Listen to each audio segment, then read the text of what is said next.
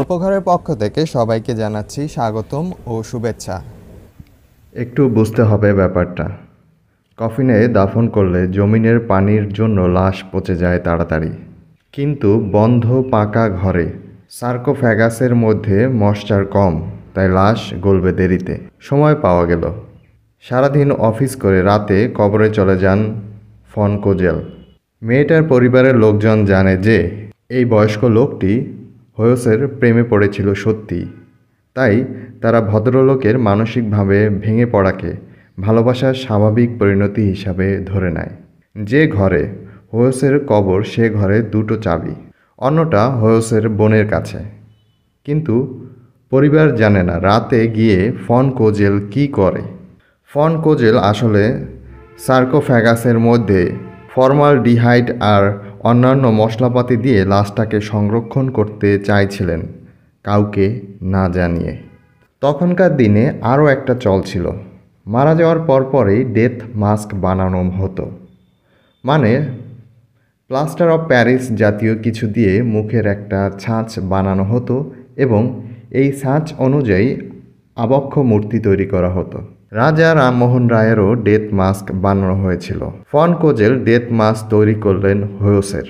2 বছর ধরে সংসার করতে থাকলেন ওই ছোট্ট স্মৃতিসৌধে। রোজ যান, কথা হয় হোয়সের সাথে। একটা ফোনও লাগালেন প্রিয়তমার সাথে কথা বলার জন্য, ঠিক কবরের মধ্যে। এভাবে চলল 2 বছর। তারপর হুট করে আর তাকে দেখা যায় না। চাকরিও গেল চলে হাসপাতাল থেকে। প্রেম খুব ঘন বলে কথা। একদিন দুদিন করতে করতে 10 বছর চলে গেল মারা যাওয়ার, কিন্তু ফন কোজেলের কোনো দেখা নেই। হোয়সের বোনের কেন যেন সন্দেহ হলো। বুড়োর তো কবরে আসার কথা। স্মৃতিসৌধে গিয়ে খোঁজ লাগাতে গিয়ে যে ভয়টা সবাই পাচ্ছিলেন সেটাই সত্য হলো। সার্কোফ্যাগাসে হোয়সের লাশটা নেই। ফন কোজেল বহু আগেই লাশটা ওখান থেকে সরিয়ে ফেলেছেন। চাকরি চলে যাওয়ার পর তিনি দূরে ছোট্ট একটা বাসায় ওঠেন এবং সেখানে নিয়ে যান হোয়সের মৃতদেহ। বড় একটা বিছানায় এক পাশে ফন কোজেল আর অন্য পাশে মৃত হোয়স।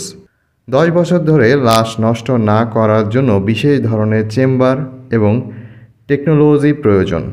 বাড়ির ভিতরে সে ব্যবস্থা করা 80 বছরের আগে সম্ভব ছিল না, তাই লাশ নষ্ট হয়ে যাচ্ছিল।